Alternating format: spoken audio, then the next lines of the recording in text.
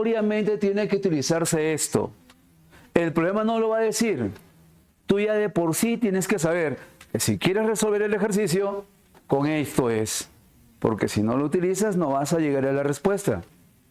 Veamos de lo que te estoy hablando con la pregunta número 1.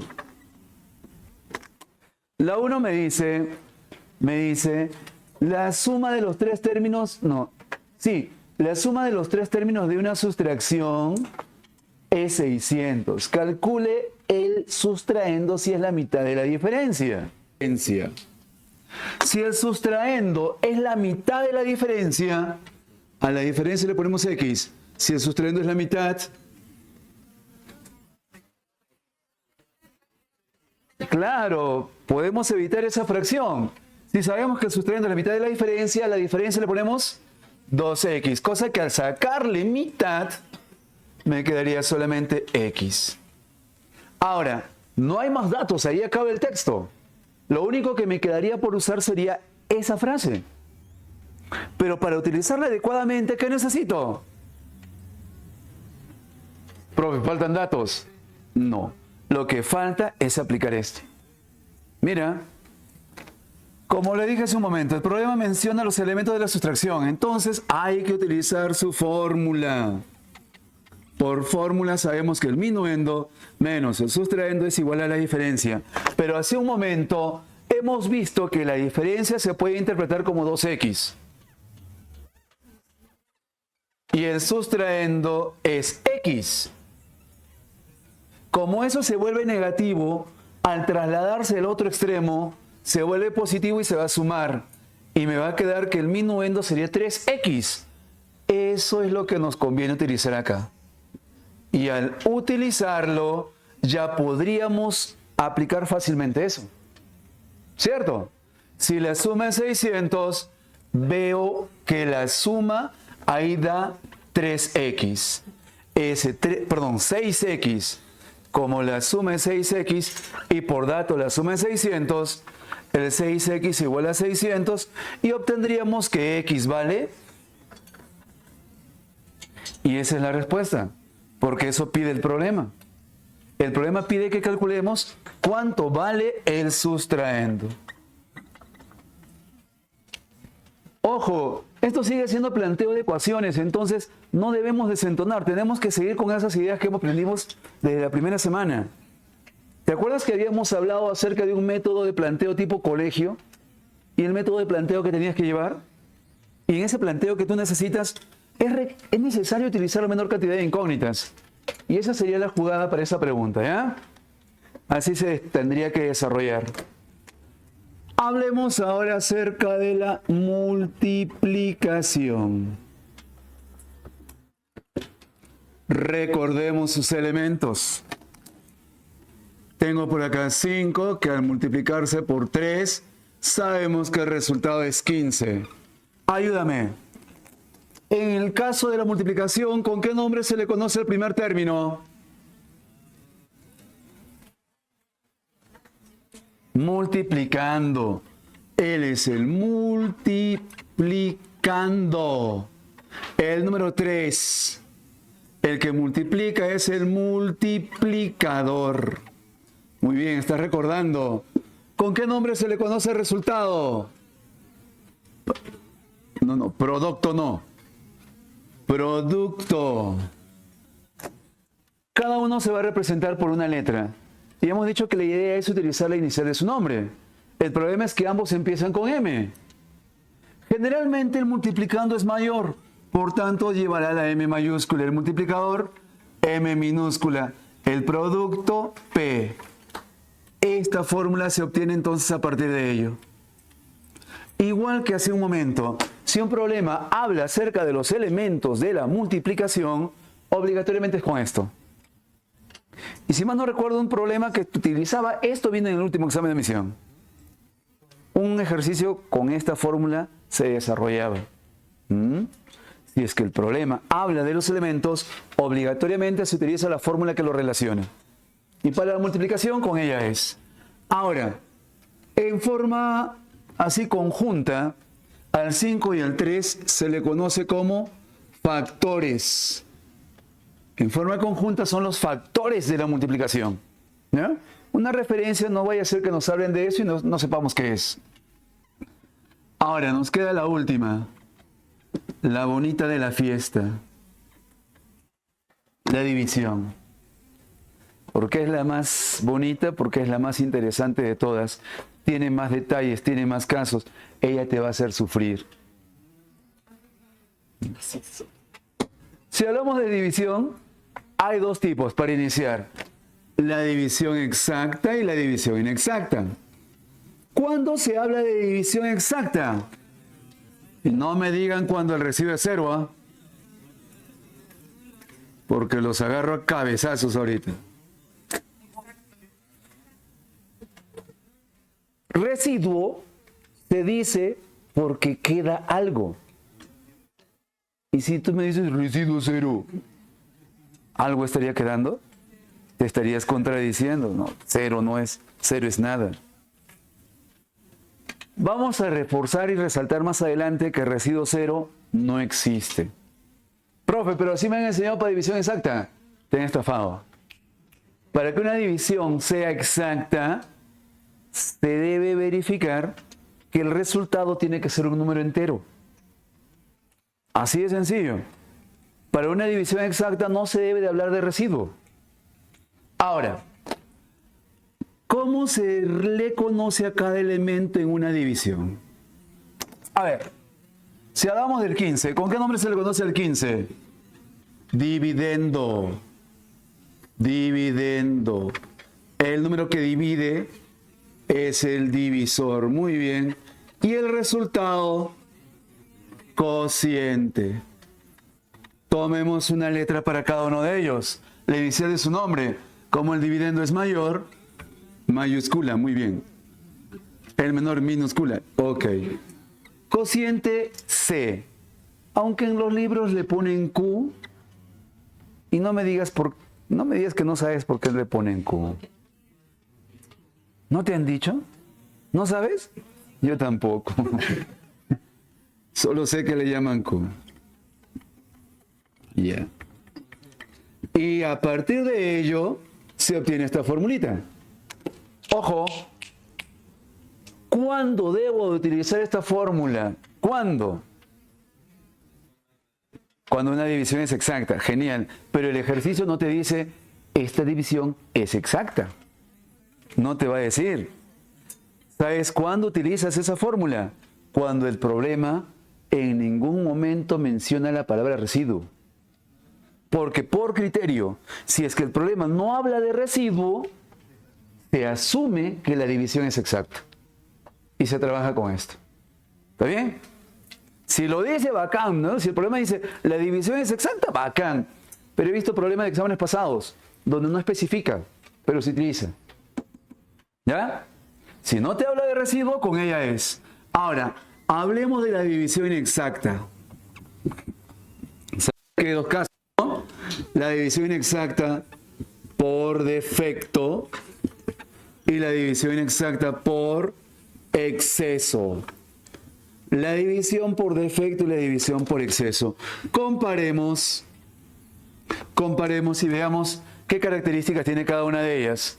Al comparar vamos a dividir los mismos valores por defecto y por exceso para comparar y ver en qué se diferencian. La división por defecto es la división que utilizamos desde primaria. Es la división que todos conocen y aplican hasta ahora. Cuando dicen 43 entre 5, 8. ¿Cuánto quedaría aquí? 3. ¿Cierto? Porque el producto sería 40. Sobra 3. Esa es la división por defecto. Así se le llama, ese es su nombre completo. Ahora, ¿por qué es por defecto? Porque al multiplicar estos dos, le falta para ser igual a él. Como le falta, le dicen por defecto. Pero por exceso. Por exceso ya no es cuando le falta, sino cuando le sobra, cuando se excede. Por tanto, si yo estoy comparando, aquí no sería 8, 9. Al multiplicar 9 por 5 es 45. ¿En cuánto se excede? Se coloca ese número ahí sin signo, solo el número. Esa es la idea para una división por defecto y por exceso. exceso. Simplemente al multiplicar se excede, se pasa al valor que tenemos ahí. ¿Está bien? Esa es la forma. Ahora, recordemos sus elementos. Si hablamos de los elementos, el número que va a ser dividido se llama dividendo. El que va a ser dividido es el dividendo y se representa con D mayúscula. El que divide es el divisor. En este caso el divisor sería el 5. El resultado es el cociente. En este caso el cociente sería 8. Aparece un término adicional que es el residuo o también llamado resto. Residuo o resto. Ahora, al igual que en las operaciones anteriores, hay una fórmula que relaciona todos sus elementos. La fórmula se obtiene a partir de esa forma con la cual comprobabas la división en primaria. Porque en primaria nos enseñaban a dividir. Y luego nos decían que teníamos que comprobar la división. Y al comprobar, ¿qué hacíamos? Los multiplicábamos a ellos dos, que en forma general sería D por Q. Luego a ese producto le sumábamos con él, que es el residuo. Y dicho resultado tenía que ser igual a este número, que para nuestro caso es el dividendo. Y ahí está nuestra formulita, que en los libros la conocen como algoritmo de la división. Así le llaman, aunque al fin de cuentas simplemente es la forma con la cual se comprueba la división. ¿Correcto? ¿Qué otra cosa nos enseñaron en primaria? En primaria nos decían que al momento de dividir, este número obligatoriamente tiene que ser menor que el que va acá arriba. Porque si no te sale menor, has dividido mal. A partir de eso yo puedo decir que el residuo siempre debe ser menor que el divisor. Él se llama divisor. Oye,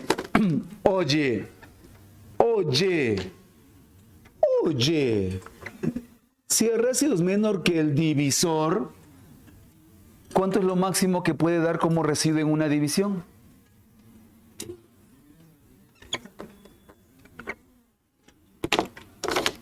Divisor menos 1. Hagamos un ejemplo. Supongamos que yo te pido divide entre 10. Tú sabes que el residuo es menor que el divisor, ¿cierto? Entonces, ¿cuánto es lo máximo que te podría quedar? 9. ¿Y te has percatado que el 9 es uno menos que él? Ahora, en forma general, a él se le llama divisor. ¿El máximo cómo quedaría entonces? Por eso es que el residuo máximo es el divisor menos 1. A partir de eso se planteaba que el residuo máximo es divisor menos 1. Y si hay residuo máximo, obvio que hay residuo mínimo. 1. Porque como te especifiqué hace un momento, residuo se le llama porque queda algo. Porque queda algo. Y lo mínimo que puede quedar en una división inexacta es 1. ¿Ya? Yo entiendo que algunos dicen residuo igual a 0, residuo mínimo 0 para la división exacta. Inclusive algunos libros mencionan eso, pero yo creo que es incorrecto. Su propio término, su propia forma lo dice. Residuo es porque algo queda.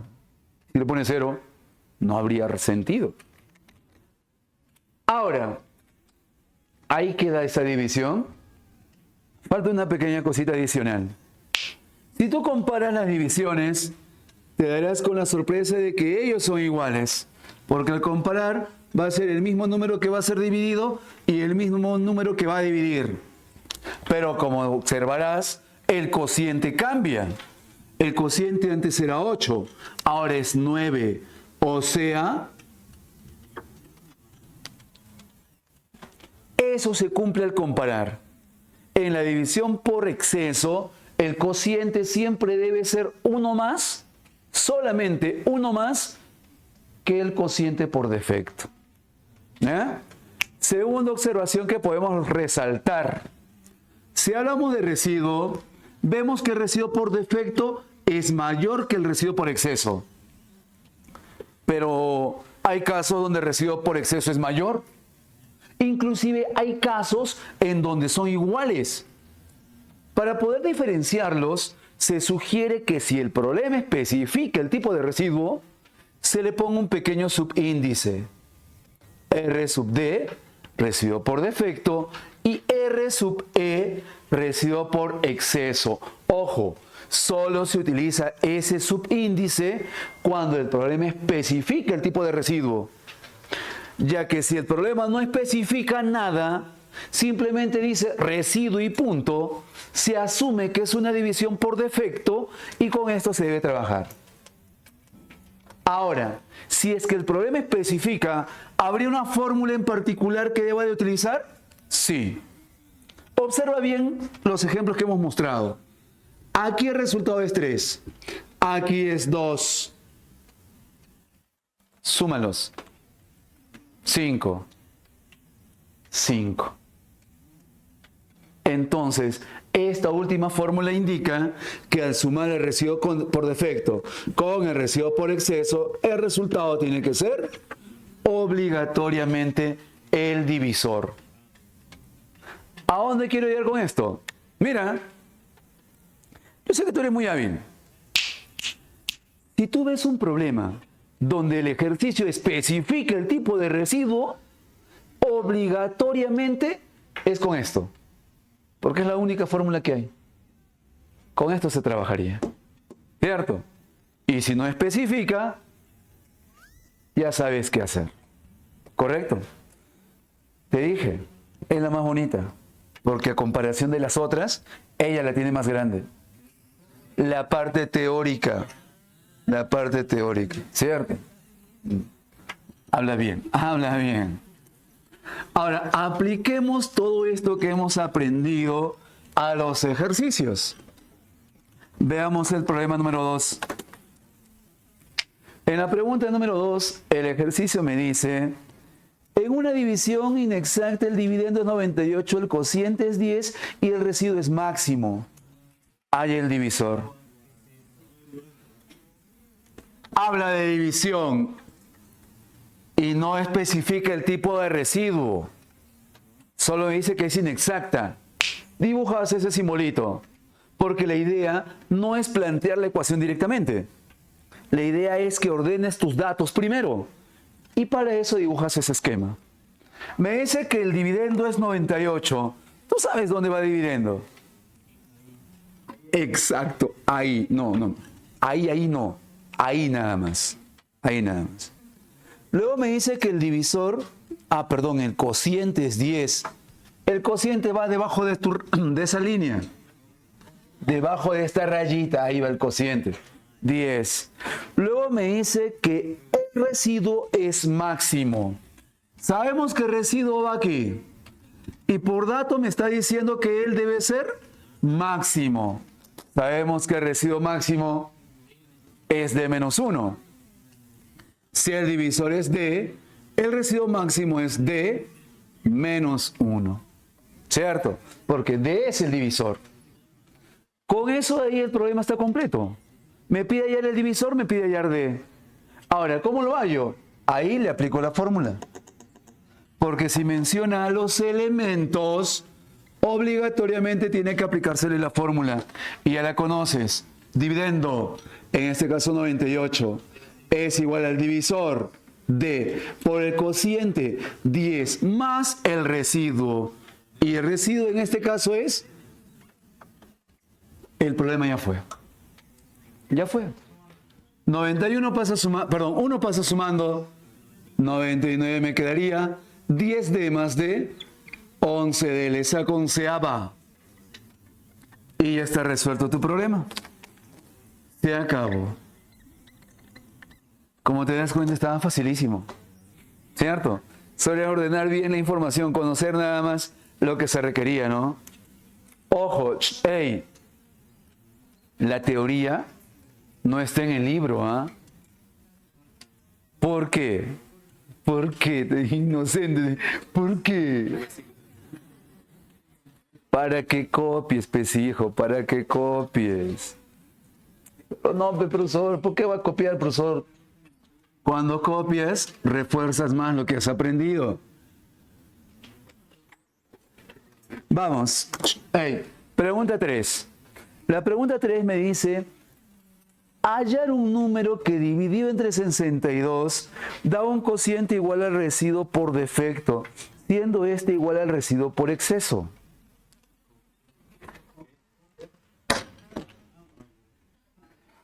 Agua. Tranquilo, ya te van a dar el día domingo tu chelita, ¿ya? Día del niño, te van a dar tu regalito, ¿sí o no? Ya. ¿Ya no eres niño ya? Si los varones nunca dejamos de ser niños, solo cambiamos de juguetes nada más. Mejor desarrollemos, ¿ya? Mejor desarrollemos. Hallar un número que va a ser dividido entre 62. A ver chicos, si un número va a ser dividido, dicho número, ¿quién es? ¿Dividendo? ¿Divisor? ¿Cociente o residuo? Dividendo. Porque si un número va a ser dividido, ese número es el dividendo. El número que va a ser dividido es el dividendo. Hallar un número. Me está pidiendo que haya ese número. Me está pidiendo el dividendo. Y como no sé quién es, va con una letra. ¿Y qué mejor que el inicial de su nombre? Tenemos que hallarlo a él. De manera que al ser dividido entre 62, ¿62 quién sería? El divisor. No lo dice directamente, pero tú ya interpretas y sabes a qué se refiere. Luego dice que el cociente, o sea, lo que va aquí, el que va ahí, es igual al residuo por defecto. Ojo, está especificando el residuo. ¿Sabes qué residuo va ahí? Al especificar qué cosa hemos dicho, que se le pone subíndice. El problema me dice que el cociente es igual al residuo por defecto. Si es igual, entonces acá también tiene que ir igual lo mismo. Da un cociente que es igual al residuo por defecto, siendo este, se está refiriendo al residuo por defecto, siendo este igual al residuo por exceso. Todito lo que dice el problema, te lo he puesto aquí. Toditito. Profe, ¿y ahora cómo resuelvo, profe? Quieto, tranquilo, Bobby. He dicho hace un momento que si mi problema me especifica el tipo de residuo, obligatoriamente con ella es o no. Hemos hablado de eso. Si el problema especifica con ella es, porque no hay otra fórmula que hable acerca de los residuos. Entonces tú vas a decir aquí, por fórmula, residuo por defecto más residuo por exceso es igual al divisor. Y hace un momento hemos entendido que el divisor es 62. Si los residuos por dato son iguales, ¿cuánto debería ser para que salga 62 la suma? Y con eso acabamos de obtener uno de los datos que necesitábamos. Como L es 31, reemplazamos eso en el esquema. Y al reemplazar me va a quedar D 62. L es 31. Y ahí 31. A partir de eso, ¿podríamos hallar el dividendo? Sí. ¿Cómo se calcula? Aplícale esto. Dividendo es igual al divisor por el cociente más el residuo. Operas todo y ya está resuelto el problema. ¿Te parece fácil, sí o no? Solamente guíete en lo que te acabo de enseñar. Está claro. Si me mencionas y me especifica los residuos, no hay otra cosa. Por eso incluso te lo puse de otro color, de tu color favorito. Vamos a hablar ahora acerca de complemento aritmético. Sí, los números también tienen su complemento. Así como tú tienes tu complemento, ¿sí o no? Lo que pasa es que tu complemento tenía otro complemento, esa es la cosa. Ese fue el problema. ¿No? Ese fue el único detalle. Complemento aritmético, como mencionábamos, es la pareja de un número. ¿Y cómo se puede obtener? Pues el complemento, su nombre lo dice. El complemento ayuda a completar algo. Y si hablamos del complemento de 7, es 3. ¿Por qué? Porque el 3 le ayuda al 7 a completar 10. ¿Por qué debe completar 10? Por la base. Porque esos números están en base 10. Por eso debe completar 10. Genial. Ya te estás dando cuenta. Entonces, si esa es la idea, ¿cuál sería el complemento aritmético del número 69? 31, genial. Porque si es de una cifra va a completar 10. Pero si es de 2, ya debe ser 100. De 3 cifras, 1000. De 4 cifras va a completar 10.000. De 5, 100.000. Y así sucesivamente. Si esa es la idea, ¿cuál sería el complemento aritmético de 7.351? 2.649. Al ojo. Al ojo. Profe, te lo has grabado de memoria y me quieres sorprender, profesor. A mí ya ni me engaña, profesor. ¿Seguro? Ya. Hay un método con el cual se puede calcular el complemento aritmético de cualquier número directamente. El método indica que la cifra de las unidades va a sumar siempre 10. Y todas las parejas anteriores, 9. Al decir pareja me refiero a la pareja de las decenas, de las centenas, de los millares. ¿Está bien? A ver, yo sé que me entiendes. ¿Por qué 10? Por la base. ¿Por qué 9? Base 9. No.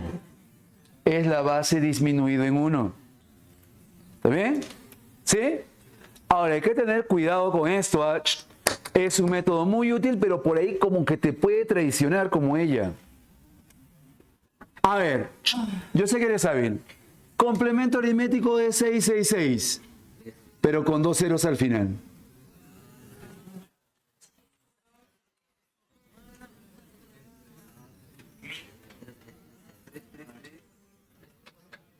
Tres, 10, 10, profesor. No, 3, 9, 10. Se dice que si el número termina en 0, su complemento también. Y si hay otro 0, su complemento también.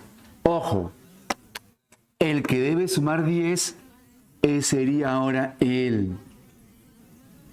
Y los anteriores, 3 y 3.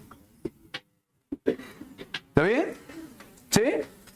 Entonces, la última pareja suma 10, siempre y cuando sea diferente de 0.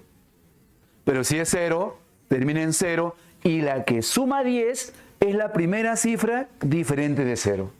Ella, en este caso sería ella. ¿Está bien? Y todas las parejas anteriores, la misma idea de que la suma sea 9. ¿Estamos bien hasta ahí? Sí. Unita más. Unita más para reforzar. Una más. Una chiquita como te gusta. Complemento aritmético de 135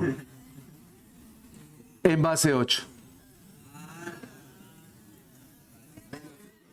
643.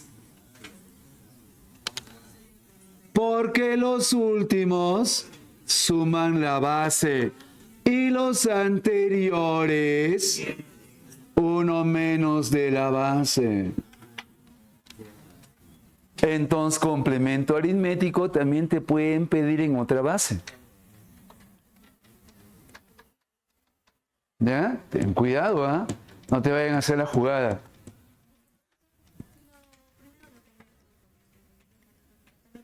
Claro, también podrías convertirlo primero a base 10, luego hayas el complemento en base 10 y luego lo llevas a base 8, pero media hora después vas a terminar. Y como que el tiempo, tú sabes, no nos favorece en el examen, ¿no?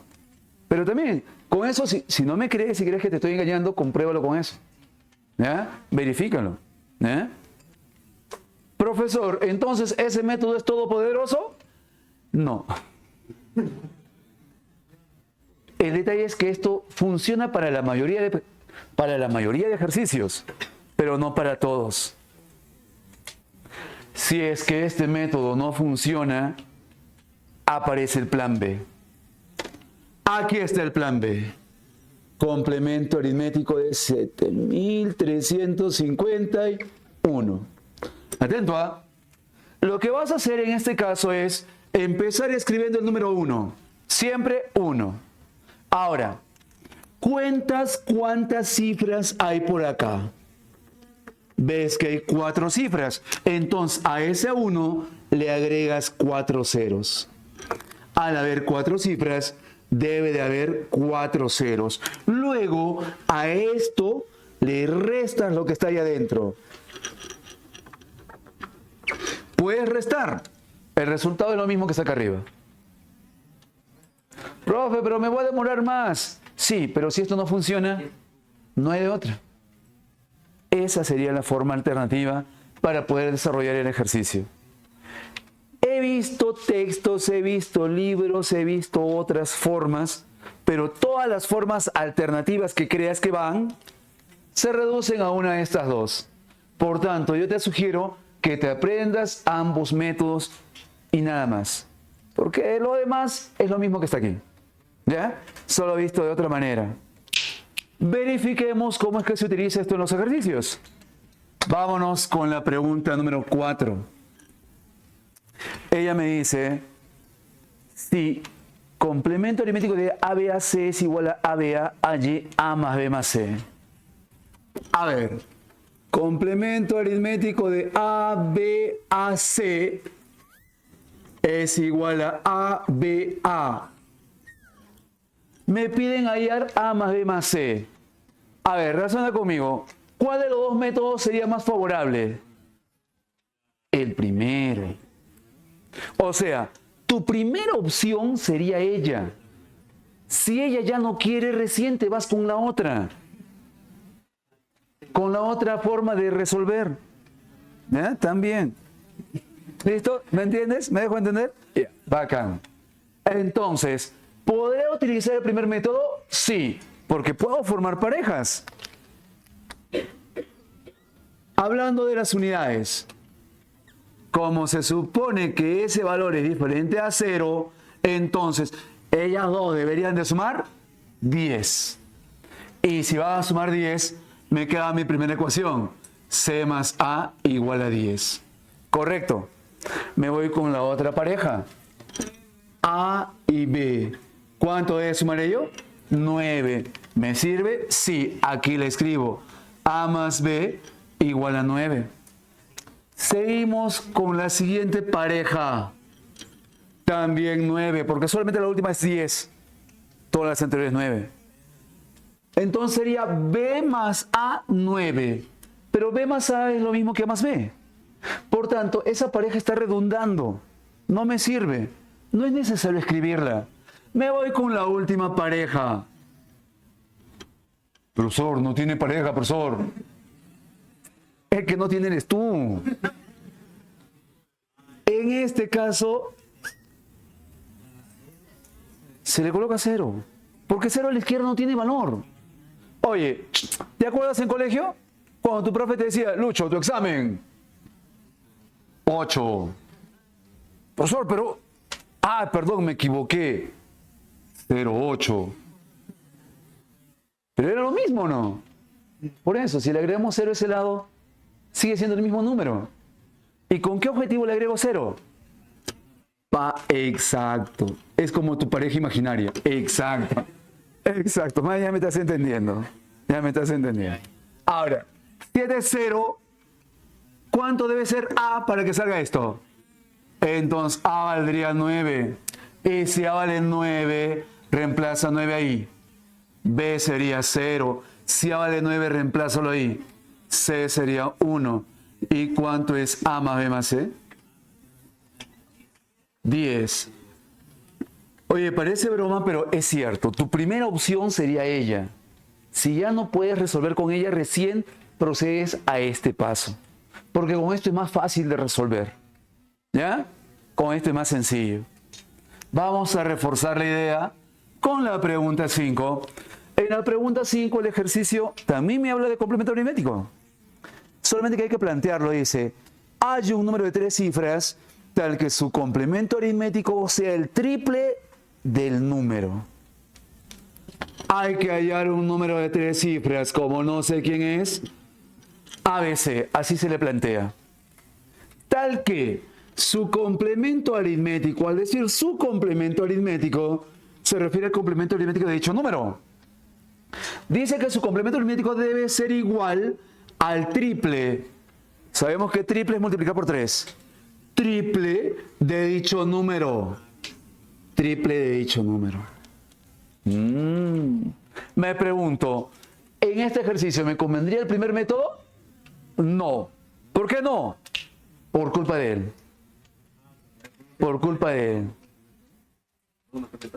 No, es que para poder aplicar este método, el resultado debe ser un número intacto, sin nadie que le afecte, sin nada que se le sume o se le multiplique. Y él está fastidiando, él está incomodando. Por culpa de él, no podemos desarrollar con este método. Vamos al segundo método entonces. Por el segundo método, ignoramos por un momento esto y nos concentramos en este bloque. Hemos dicho que en el segundo método se empieza escribiendo el número 1. Ahí está el 1. Luego, contamos la cantidad de cifras. Como son 3 cifras, debería de ir 3 ceros. Ahora, a eso le vas a restar lo que está dentro del paréntesis. Y ya está resuelto ese complemento. El lado derecho no se tocó, el lado derecho baja igualito. Listo. Como él es negativo, pasa sumando. 2 te voy a dar yo, suma bien. Pasa sumando, pasa sumando. 4 veces ABC igual a 1000. Habla 250, ¿cierto? Y eso pedía. Ahí se termina. Ahí acaba. Tienes que darte cuenta. Tienes que fijarte. Si se puede con este, bacán. Aplican esto. Pero y si no procede, caballero nomás.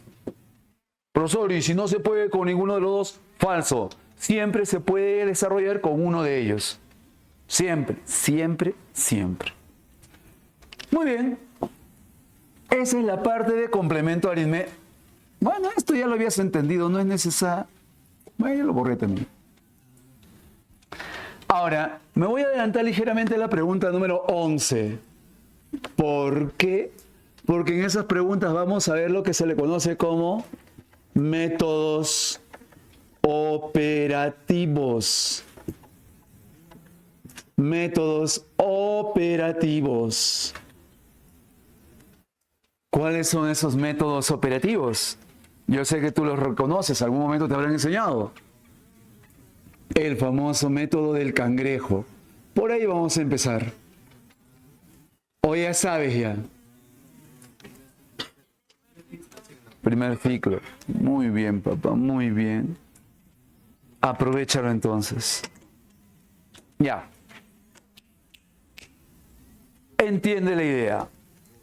El método del cangrejo se utiliza cada vez que el problema me da como dato el resultado final del problema, lo que queda al final, y me pide calcular lo que había al inicio.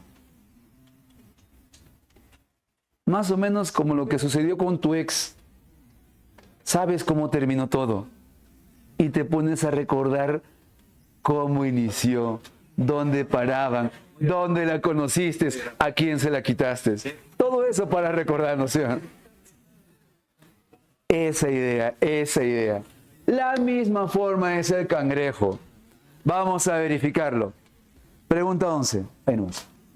Una persona participó en 3 apuestas. En la primera duplicó su dinero pero gastó 30 soles. En la segunda duplicó lo que le quedaba pero gastó 54. En la tercera cuadruplicó la suma restante pero gastó 72. Al final le quedó 48 soles. Ahí está la clave. Te dice cuánto le queda al final y te pide que calcules cuánto tenía al inicio. Ahora, ¿cómo procedo? ¿Cómo procedo? ¿Qué es lo que hago? Mira, hey, paso a paso, para que tú lo hagas después. Primero dibujas una nube. Esa nube va a representar lo que había al inicio. Y eso es justamente lo que nos pide el problema, ¿no? Ahora, vas a dibujar una nube por cada acción que se realice. Profesor, hay 4 apuestas. No, 3. Hay 3 apuestas, profesor. 3 nubes. Cada nube tiene 2 acciones. Perdón, cada apuesta tiene 2 acciones. En la primera apuesta, te dice que duplica su dinero. Como hay 2 acciones, 2 nubes por la primera apuesta, porque hay 2 acciones ahí. En la segunda apuesta también hay 2 acciones, otras 2 nubes. Hay una tercera apuesta y también hay 2 acciones, otras 2 nubes. Ahí acaba. Entonces, ahí en la última nube se coloca lo que quedó al final. ¿Cuánto quedó al final por dato? 48. Ahora, ya sabes cómo utilizar la cantidad de nubes. Porque siempre me preguntan, profesor, ¿y por qué? ¿Y cómo sabes que se utiliza esa cantidad de nubes? La cantidad es por la cantidad de acciones que hay en el problema. En la primera apuesta, ¿cuál fue la acción? Que duplicó su dinero. Y duplicar significa multiplicar por 2. Pero luego de duplicar su dinero, gastó. Gastar indica que el dinero va a disminuir, por eso es que va con menos. Esto corresponde a las 2 acciones de la primera apuesta. En la segunda apuesta, triplicó lo que le quedaba, pero gastó 54. Ahí está tu segunda apuesta. En la tercera apuesta, cuadruplicó la suma restante, pero gastó 72. Y ya ves, exactito alcanzó para todo. Ahora, según el método del cangrejo, empiezas desde el final y vas regresando hasta el inicio. Solo recuerda que al regresar, la operación que se utilizó se debe de invertir. ¿Cuál es el inverso de la resta? Suma. Ojo, inverso. Solo de la operación. El número no, el número se mantiene. Inverso de multiplicar, dividir. Entonces acá sería más 54 entre 3 más 30 entre 2. Y ahora simplemente completa las nubecitas. Empiezas aquí. 48 más 72. 120 entre 4. 30 más 54. 84 entre 3. 28 más 30. 58 entre 2. 29. Eso buscabas. Esa es la respuesta. Ese es el procedimiento en el método del cangrejo. ¿Ya? Ahora ya sabes paso a pasito qué cosa debes de hacer. ¿Sí? Vayámonos con otro método. Esta vez hablemos del método de las equivalencias. Ojo, método de las equivalencias o también llamado método de la conjunta. ¿Cuándo se utiliza este método? Pues cuando hay muchas equivalencias. Así de sencillo. Por ejemplo, mira la 12. En una feria agropecuaria, por 3 patos te dan 2 pollos. Hay equivalencia. Porque el valor de 3 patos debe ser igual al valor de 2 pollos para que pueda haber intercambio. Como hay una equivalencia, me la planteas. ¿Cómo? Por 3 patos te dan 2 pollos. Calculemos el valor de 3 patos. Si el valor de un pato es PA, ¿cuánto costarán 3 patos? 3 por PA, ¿cierto? Ahora, si el valor de un pollo es PO, 2 pollos, 2 por PO. Como 3 patos se pueden cambiar por 2 pollos, significa que ambos tienen el mismo valor. Hay una equivalencia entonces. Y se plantea en forma de igualdad. ¿Ya está? Todas las equivalencias que veas, me las planteas una debajo de otra sin importar cuántas sean. Todas por abajo. La segunda dice, por 4 pollos me dan 3 pinches gallinas. 3 gallinitas con su polo crema. Ya. Por 4 pollos me dan 3 gallinas. La misma idea que el caso anterior. Por 12 gallinas me dan 8 monos.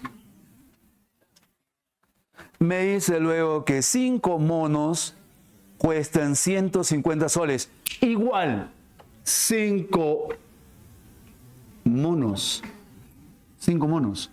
cuestan 150 soles. Profesor, simplifica, profesor. Cada mono está 30, profesor.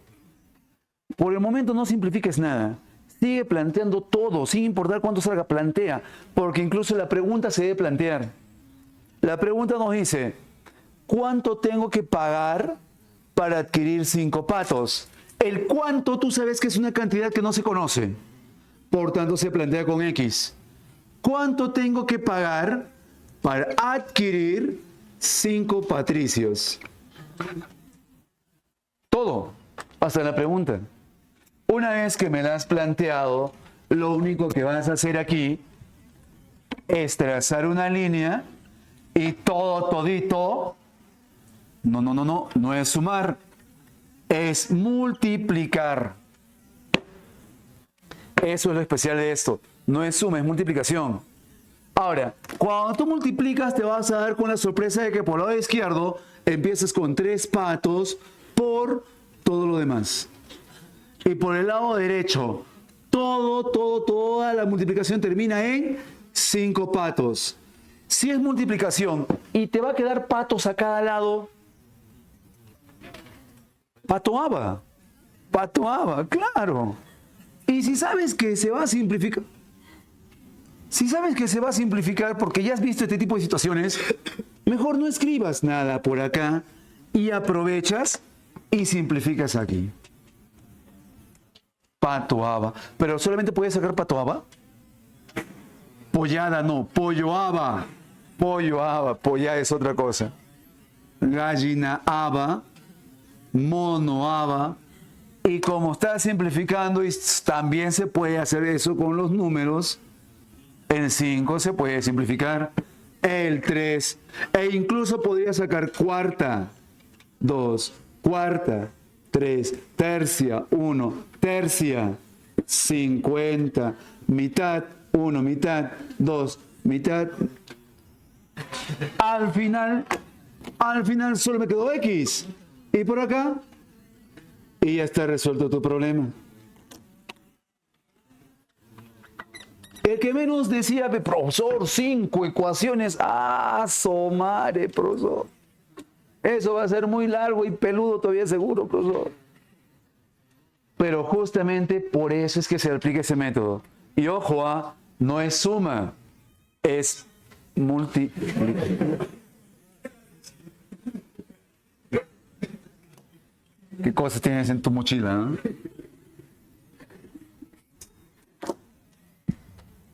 Vamos a la 13. En la 13 vamos a hablar acerca del famosísimo método del rombo. Método del rombo.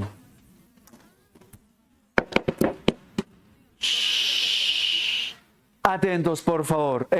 Ojo.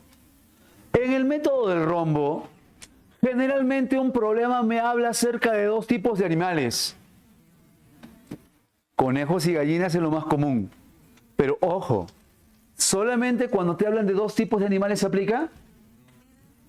En realidad pueden ser 2 tipos de animales, 2 tipos de vehículos, 2 tipos de monedas, 2 tipos de género, 2 tipos de precio, 2 tipos de calificación.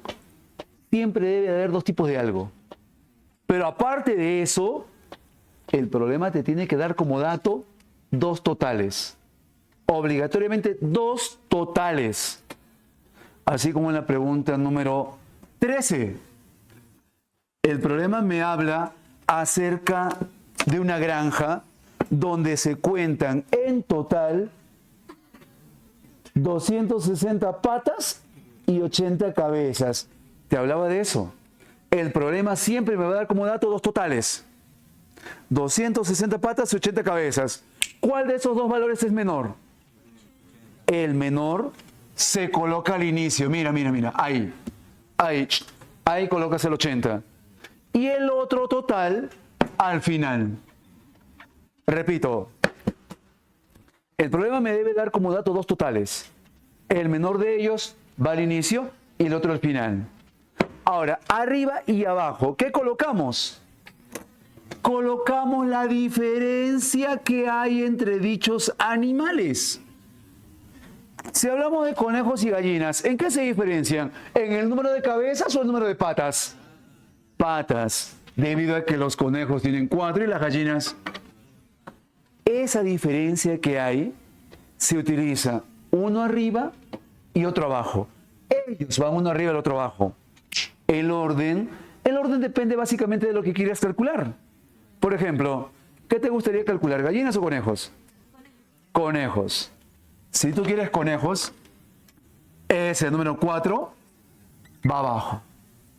Siempre el valor asociado a lo que tú quieres calcular se coloca en la parte inferior. Obvio que el otro va en la parte superior. ¿Estamos bien? Si yo hubiera querido calcular gallinas, por ejemplo, hubiéramos puesto 2 abajo y 4 arriba. ¿Ya? Siempre abajo va el valor asociado a lo que yo quiero hallar. Ahora, para resolver, empezamos por el lado izquierdo con ese número. A ese número se le multiplica por lo que está arriba. El resultado se resta con lo que está al final. Para que por último, todito, lo dividimos entre la diferencia del de arriba con el de abajo. Yo sé que en algún momento te perdiste. Lo repetimos. Número de... ¿Qué cosa estamos hallando? Conejos. Empezamos por el lado izquierdo. 80. A ese número lo multiplico con lo que está arriba. A ese resultado se le resta el número que está al final. Y por último, todo se divide entre la diferencia del de arriba con el de abajo. Respetando el orden. En ese orden se resta. Profesor, pero va a salir negativo. No me interesa. Tú resta nomás. Vamos, ayúdame aquí. 80 por 2. 160 menos 260. Menos. Y abajo, ¿cuánto sale? No te preocupes del signo porque se va a simplificar. ¿Cuánto sería la respuesta? Ahora, si tú necesitas el número de gallinas, como ya calculaste conejos, para hallar gallinas, ¿sería necesario aplicarle todo el método de nuevo? No. Hazlo directo. Para el número de gallinas, simplemente interpretas y dices, sabemos que en total hay 80 cabezas, lo cual indica que son 80 animales. Porque cada animal tiene una sola cabeza, pero sí o no. Si son 80 cabezas, hay 80 animales. Si de los 80 animales, 50 son conejos, el resto son gallinas. ¿Cuántas serán gallinas entonces? 30. El único problema en este ejercicio es que la pregunta está mal planteada. La pregunta debería decir ¿cuántos conejos más que gallinas hay? Está al revés, ¿ya? A ver si me lo corriges, por favor. ¿Puedes corregirlo, por favor? Es tu problema, Pentón. Mentirito, corrígemelo, ¿ya? La pregunta debería decir, ¿cuántos conejos más que gallinas hay? Si la pregunta es ¿cuántos conejos más que gallinas hay? Simplemente tendrías que restar el número de conejos con el número de gallinas. Y eso sale 20. Porque si resolvemos tal y como dice el ejercicio, el resultado me saldría negativo. Y no hay clave negativa. Nos movemos a la 14, recordando que en ella se va a aplicar el famoso método del rectángulo. ¿Cuándo se utiliza el método de rectángulo? Este es más fácil. Vas a utilizar el método de rectángulo cuando en tu problema mencione la palabra pierde o gana. O en todo caso, falta, sobra. Esa es la clave para el método rectángulo. Mira la pregunta número 14. Un padre va con sus hijos al teatro. Oh, ¿a ti te han llevado al teatro? ¿Adoptadores? Supéralo ya. Oye, este papá es ejemplar. Este papá lleva toda su mancha de hijos al teatro. En la puerta, en la ventanilla, para ser exactos, pregunta acerca de las entradas y le dicen, hay entradas de 50 soles. Pero él saca cuentas, ¿no? El papá saca cuenta y dice, si compro entrada de 50 soles, me va a faltar para 2 de ellos. Ya se los dejaré afuera. Después reacciona y dice, no, no corresponde, yo no soy así. Por eso pregunta si hay entradas más baratas y le dicen que sí. También hay entradas de 35 soles. Y él saca cuentas. Papá saca cuenta y dice, si compro entrada de 35 soles entran todos. Y hasta me sobra 20 soles para la canchita. Con esos dos casos nos piden calcular cuántos hijos tienen. ¿Cuántos hijos llevó al teatro? Rectángulo. Porque en el primer caso, ¿qué cosa pasó? Le faltó dinero para comprar todas las entradas. Porque le faltó para 2 entradas. Y en el segundo caso le sobró 20 soles. En el primer caso le faltó y en el segundo le sobró. Eso es clave para saber que va el rectángulo. Ojo, atentos aquí, porque sé que pocos manejan este método. Atentos, muy útil, ¿eh? Muy sencillo, muy útil. El primer caso lo colocas en la parte superior del rectángulo. 50 soles le costó cada entrada. Ese es el costo de cada boleto. El papá dice que si compra entrada de 50, le falta dinero para 2 de ellos. O sea que le falta dinero para 2 entradas. ¿Cuánto dinero le falta? Exacto. Iba 100 ahí. Porque le falta dinero para 2. Le falta para 2 entradas. Le falta 2 veces 50 soles. Le falta 100. Con 100 tenías que trabajar ahí. En el segundo caso, decide comprar boletos de 35 soles. ¿Y cuánto le sobra? 20. Eso vas a hacer con el método del rectángulo. El primer caso en la parte superior, el segundo caso en la parte inferior. Una vez que coloques esa información, recuerda empezar por el lado izquierdo. Por el lado izquierdo, siempre, siempre, siempre, siempre, siempre, siempre, siempre, siempre, siempre, siempre, siempre, siempre, siempre, siempre, siempre, siempre vas a calcular siempre la diferencia entre dichos números. Siempre. Muy bien, ya me estás entendiendo. Siempre.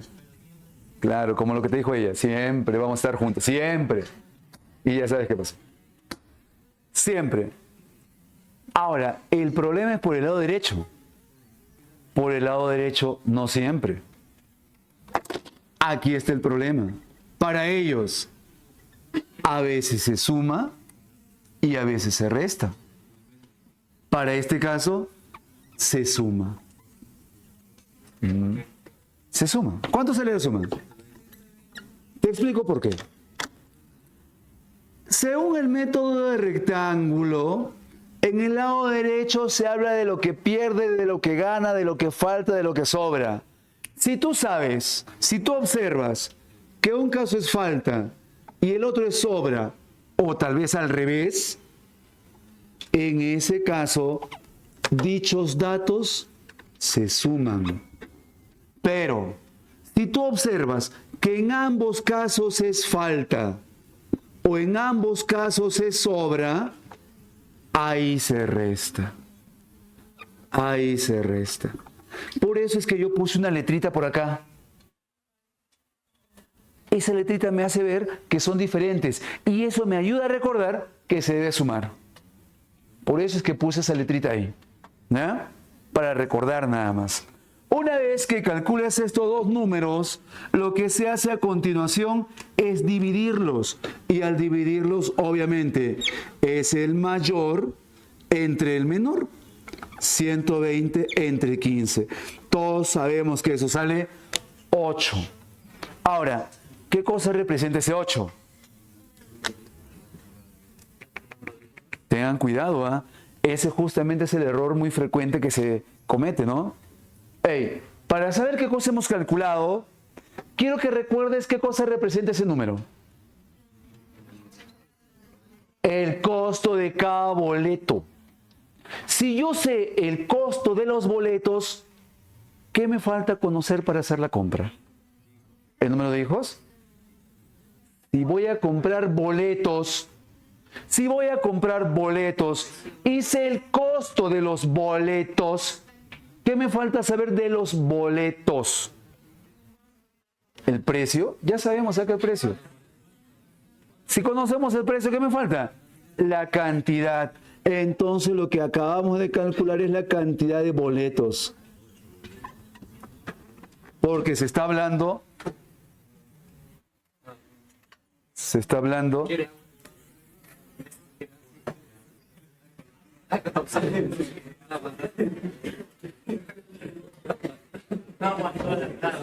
¿Todo bien? Tranquilos.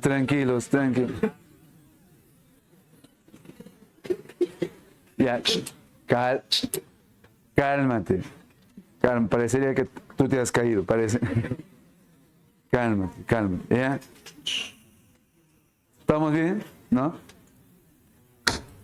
Ok. ¿El problema nos pide el número de boletos? ¿Qué nos pide? Número de hijos.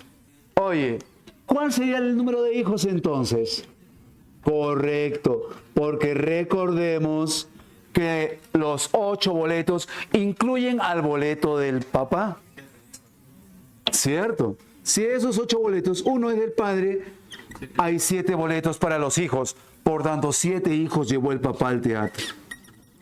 7. Esa es la resolución.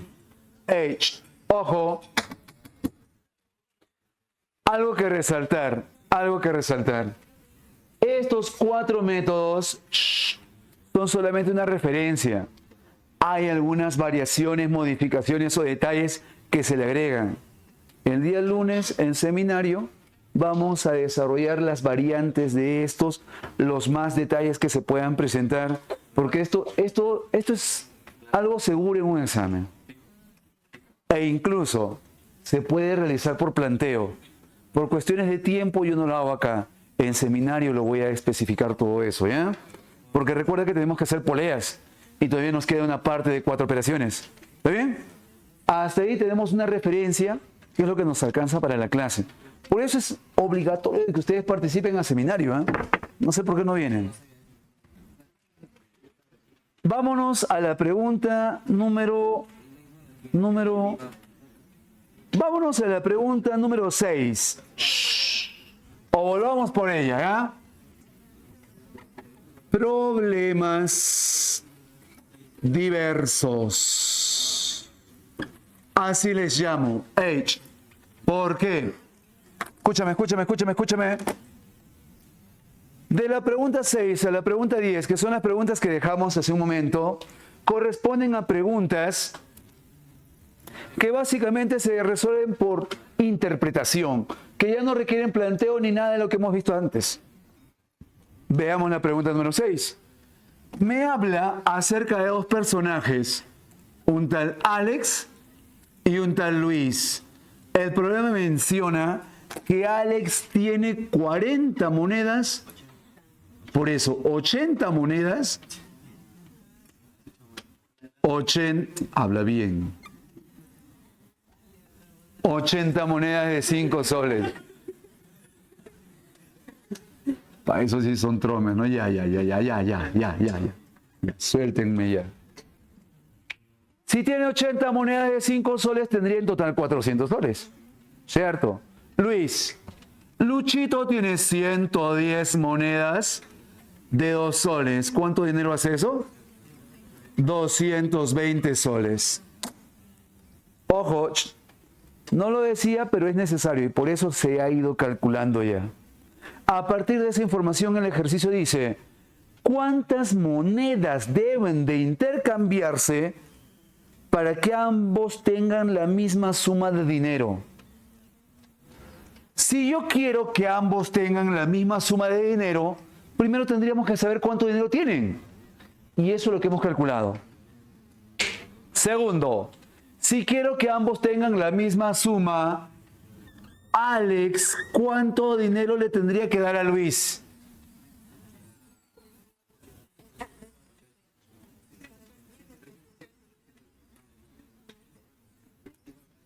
Se acabó tu tiempo. Resta. ¿Cuánto es la diferencia? ¿Cuánto es la diferencia? 180.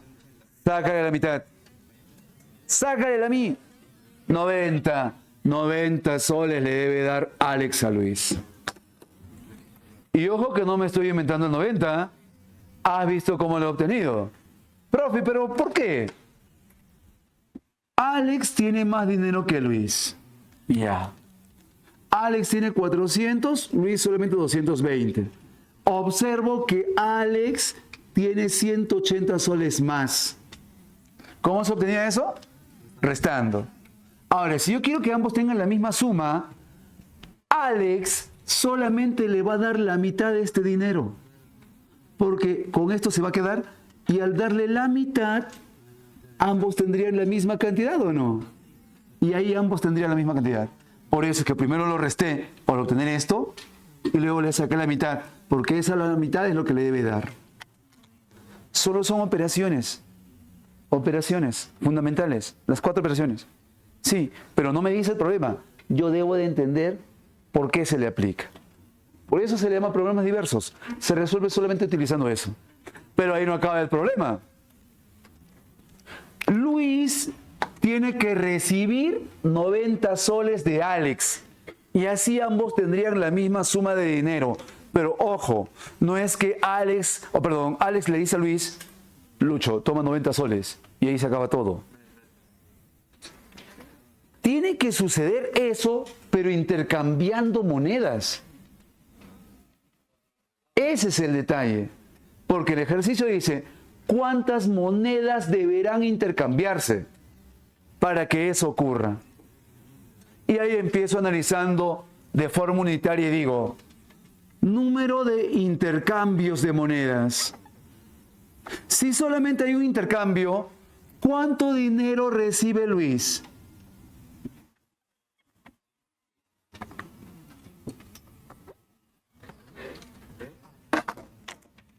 ¿Por qué? Yo soy Alex, tú eres Luis. Vamos a intercambiar monedas. Yo te doy una de 5, tú me das una de 2. ¿Te has dado cuenta que el mío es más grueso?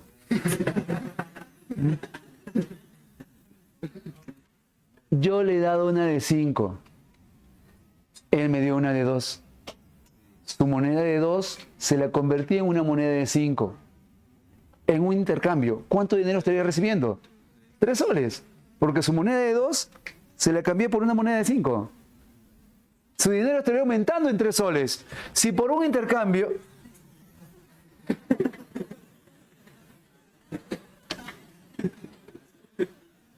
Si por un intercambio Luis recibe 3 soles... Oye, ¿recuerdas que Luis tenía que recibir 90 soles en total? ¿Cuántos intercambios tendrían que haberse realizado? Excelente. Por Aspita. Hay 30 intercambios entonces. Por lo tanto, la respuesta es 60. Profesor, ¿pero no has dicho 30? ¿Acaso eso pide el problema? El problema pide número de monedas intercambiadas. Número de monedas intercambiadas. Aquí estamos indicando que hay 30 intercambios. O sea, Alex le da 30 monedas a Luis. Y Luis le da 30 monedas a Alex. En total, ¿cuántas monedas se han intercambiado? 30 de cada lado. 60 en total. Esa era la solución. Planteo ahí, no hay. Métodos operativos, nada de lo que hemos visto ahí hay. Solamente hay interpretación. Ese tipo de problemas se dan en problemas diversos. Problemas como también la pregunta número... Bueno, la 7, la 8, la 9, todas ellas se hacen full interpretación. Escógeme una de las que quedan. 7, 8, 9 o 10. 8. 8. En un stand se puede... Mejor otra. Y en la 8 no hay clave. Y te voy a demostrar por qué. ¿Ya? Si te salió clave, algo dice que por ellas algo has hecho mal. En un stand se pueden colocar exactamente 80 libros de RM o 120 libros de RV. Si al final se coloca igual cantidad de libros de cada tipo, ¿cuántos se colocarían en total? Esa pregunta es bonita. Sabes escoger bien.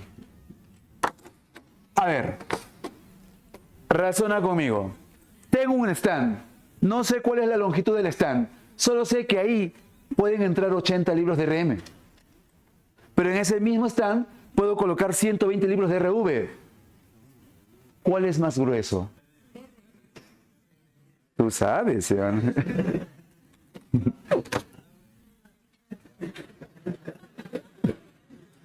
¿Por qué el de RM es más grueso? Porque al ser más grueso entra menor cantidad. Como son más delgaditos, más cantidad entren. Por eso es que el de RV hay más. Ahora, supongamos que E es la longitud del stand. En ese stand entran 80 libros de RM.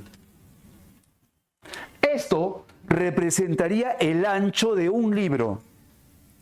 El ancho de cada libro lo multiplicas por la cantidad de libros y obtendrías todo el ancho para los libros. El largo de todos los libros. Y como esos libros pueden colocarse en el stand, el largo para todos los libros debe ser igual al largo del stand. E es el largo del stand. Y esto representa el ancho para todos los libros. ¿Ya? RM, ¿qué cosa es? El ancho de un libro de RM. Ahora, en ese mismo stand se pueden colocar 240 libros de... ¿Y yo qué dije? 120 libros de RV. Ahora sí, ¿no? Correcto. El problema pide que al final se coloque la misma cantidad de cada tipo. Si hablamos de la cantidad, esto representa la cantidad de libros de RM y esta la cantidad de libros de RV. El problema pide que las cantidades sean las mismas, porque pide la igual cantidad de libros de cada tipo. ¿Cómo logro que ellas dos sean iguales?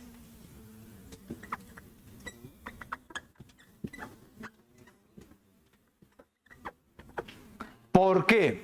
Porque debo de buscar la menor cantidad que en común se puede obtener multiplicando a esos valores. Si quiero que sean iguales, ¿cuál es la menor cantidad? La menor cantidad para que se puedan obtener esos valores. Mínimo común múltiplo. ¿Cuánto es el mínimo común múltiplo? Ese número es clave.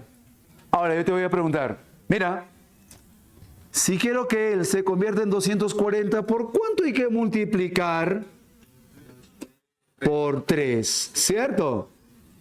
Al multiplicarlo por 3 me va a quedar 3E igual a 240 RM. Para que él se convierta en 240 por 2. y me va a quedar 2E igual a 240 RV. Como te dije, el problema pide que ambas cantidades de libros sean la misma, ambas cantidades de cada tipo, y con eso se ha conseguido. Y ese número no fue inventado. ¿Viste cómo se obtuvo? ¿Correcto? Pero yo necesito que ambos libros estén en el mismo stand, lo cual me indica que ambos tienen que estar en la misma ecuación. ¿Y cómo logro que estén en la misma ecuación? Sumas verticalmente. 13 más 2E, 5E, igual a 240 libros de RM más 240 libros de RV. Eso significa que si yo tuviera 5 stands, podría colocar 240 libros de cada tipo. Pero tengo 5 stands, tengo solamente uno. Simplifico, o para ser exactos, todo lo divido entre 5. Y aquí te la pongo. 5E entre 5, 240 entre 5, 48. Y aquí también. Y dime, ¿se ha colocado la misma cantidad de libros en ese stand? Sí. ¿Cuántos libros se colocaron en total? Esa es la respuesta. Por eso es que no hay respuesta. 96. Porque me pide el total. Si se ha colocado 48 de cada uno, ¿cuántos hay en total? 96. ¿Quedaste ahí? ¿Sí? O sea, la pregunta bastante interesante. No es el planteo convencional donde yo planteo, despejo, reemplazo y acabó. Aquí el planteo estaba acompañado de un proceso el cual tenías que interpretar para poder resolver. Entender la ecuación, interpretarla. Eso es lo que hace bonito este tema. Por cuestiones de tiempo no se puede hacer más. Porque ahora necesitamos hablar acerca de poleas y engranajes. A ver, mis niños. Hablemos de poleas y engranajes. Lo primero que quiero que recuerdes es si mi polea está girando en sentido horario, ¿estaría girando hacia la derecha o hacia la izquierda?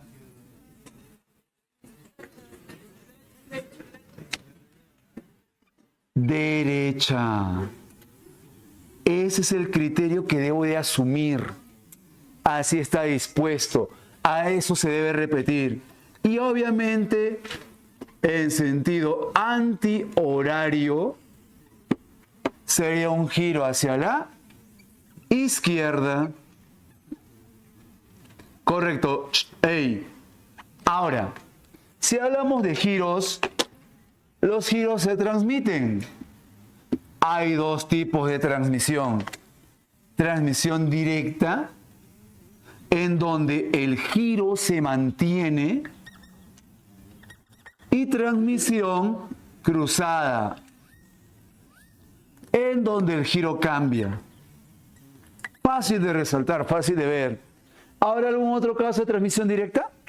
Sí. Por ejemplo, otro caso de transmisión directa es cuando se da de esta forma.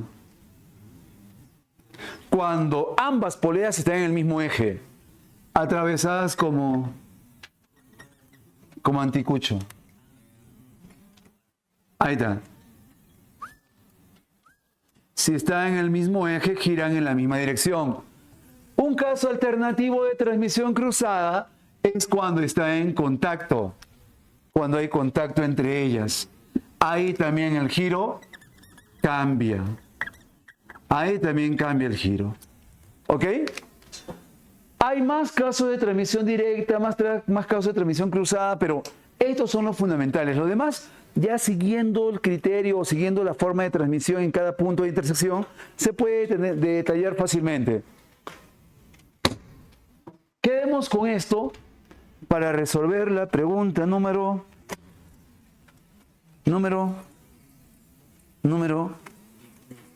15 será, porque la 16 no hay gráfico. Yo iba a hacer la 16, pero no ha salido. Pregunta número 15. Al ojo. Yo sé que tú eres bueno. Me lo comprueban, por favor, ¿ah? Dedo para todos. Dedo es la respuesta que todos ustedes tienen que verificar. ¿Ya? Correcto. A ver. Ahora quiero que me ayudes con esto. No, la 16 no hay gráfico. Dime tú, ¿en qué se diferencia una polea de un engranaje?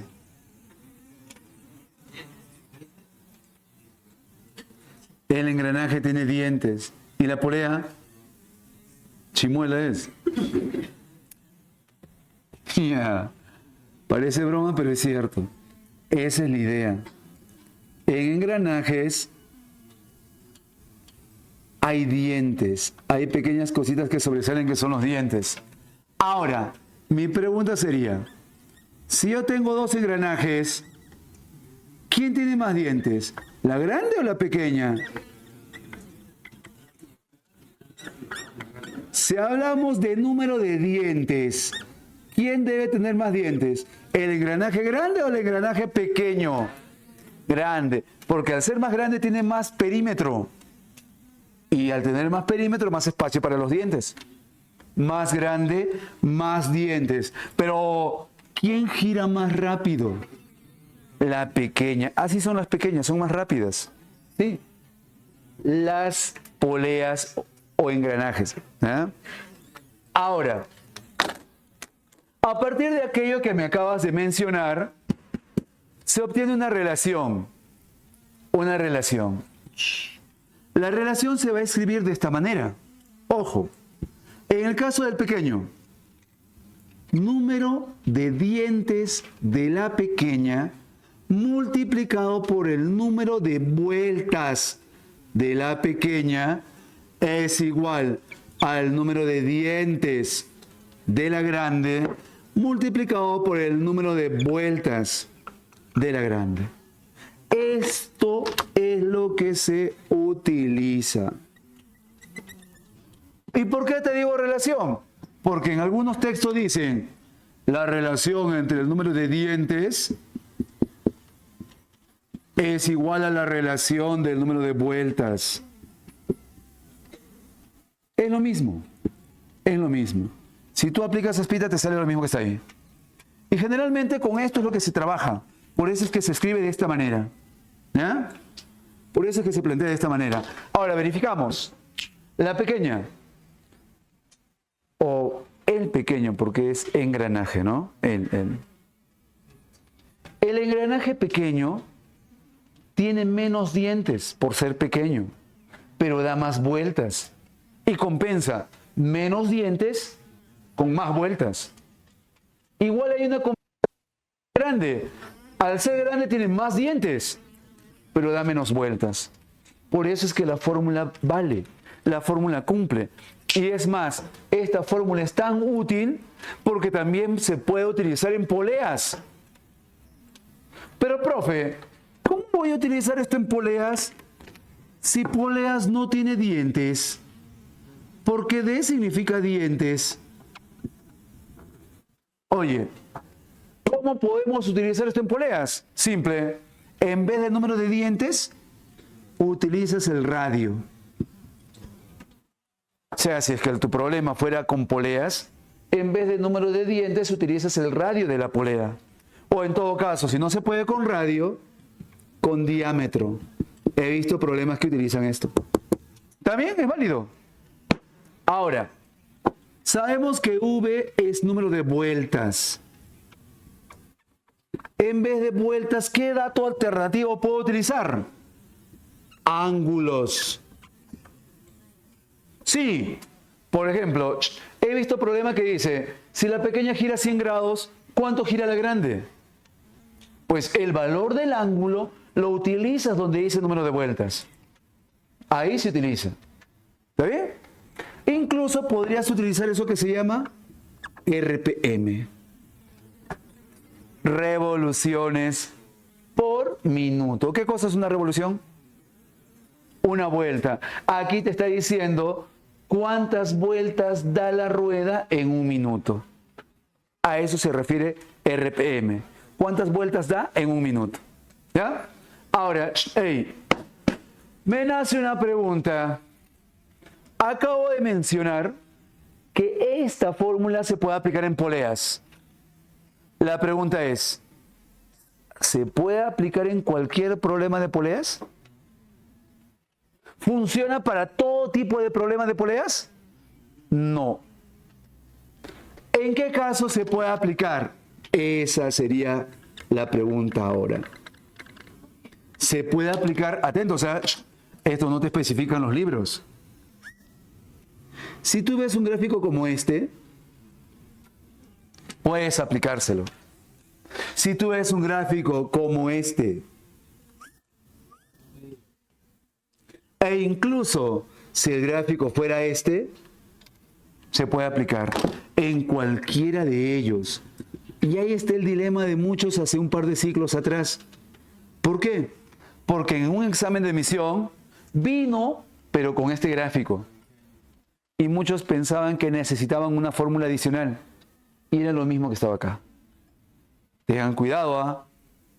Profe, ¿para qué caso no se puede aplicar esta fórmula? Hay un caso. Para él funciona. Para él también. Para este también. Para él no. Él es el raro. Él es el especial. Ese que está ahí. Vamos a colocarlo como nota. Si tú tienes dos poleas que están en el mismo eje, ojo, no cumple la fórmula que hemos hablado. Profe, ¿y entonces qué se cumple? Se cumple que el número de vueltas de P es igual al número de vueltas. Sí, esto es lo que deberías de utilizar. El único caso donde no cumple es este. Todos los demás casos son válidos. ¿Ya? Ten cuidado, ¿ah? Profe, pero tú me has enseñado que las más pequeñas giran más rápido cuando están de esta forma. Pero aquí no. Al estar en el mismo eje, el tamaño no importa. Ambas giran la misma cantidad. ¿Correcto? En el sistema mostrado, ¿cuánto gira el engranaje de radio 3? Quiero saber cuánto gira él. Si el engranaje de radio 5 gira un ángulo de 36 grados, él. Ya. Yo sé que tú lo puedes desarrollar fácil, pero ojo, hey, yo quiero mostrarte el procedimiento que debes de utilizar si es que hay un gráfico de por medio. Primero, resaltemos que son engranajes, pero no me dicen cuántos dientes tiene. En vez de eso, ¿qué me dan? Radio. Entonces no hay problema. Con radio trabajamos. Tampoco me dice cuántas vueltas da. Solamente me habla del ángulo. Ahora, veo que aquí hay contacto. Al haber contacto, se aplica esta primera fórmula, en la cual el número de dientes se multiplica con un número de vueltas. Dientes, no hay dientes. Entonces, radio por ángulo. Él es radio, él es ángulo. La fórmula dice que se multiplican. Y yo soy obediente. Lo multiplico. Listo. El producto de ellos me salió 180. Pero la fórmula me dice que el producto es igual al producto en la otra. Significa que si aquel producto es 180, entonces para él el producto también debería ser. Y para que salga 180, ¿por qué número tendrías que multiplicar a 4? Y con eso directamente calculaste el ángulo. No es necesario escribirlo en forma de ecuación. En el gráfico nada más podrías aplicarlo de esa manera. Ahora, hey, veo que ella y ella están en el mismo eje. Ahí se podrá aplicar esta fórmula. Me voy con la segunda. Sus vueltas son iguales. Por lo tanto, si esta giró 45 grados, aquí también tendría que haber girado 45. Entre ellas hay contacto. Entre ellas aplico esto. Nuevamente la misma jugada. El radio lo multiplico por el ángulo. Y como hay contacto, si acá sale 90, Aquí el producto también sería. Y para que salga 90, ¿qué ángulo debe ser? Y así. ¿Te diste cuenta? El gráfico nada más era necesario. No era necesario que escribas nada, solo el gráfico. Ahora, hey, por aquí te pongo otra nota. Algo adicional que vas a necesitar. Por ejemplo, oye.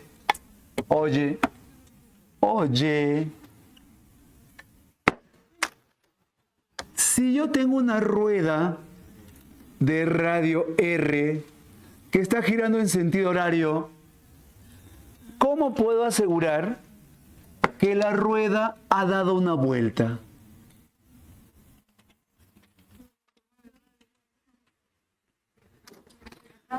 ¿Cómo sé que la rueda ha dado una vuelta exactamente? ¿Qué me asegura? ¿La distancia que ha avanzado? Podría ser algo más. ¿Sabes qué cosa me asegura? Si yo dibujo un punto en la posición inicial, al dar la vuelta, ese punto vuelve a su lugar original. Porque si tú tienes una rueda, al girar, ese punto se mueve. Mira.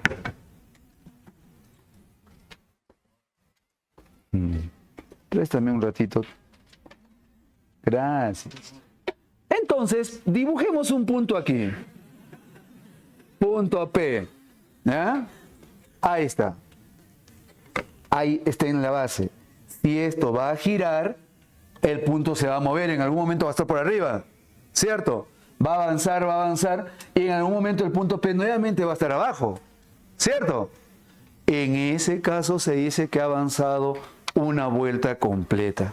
Cuando el punto P vuelve a su lugar.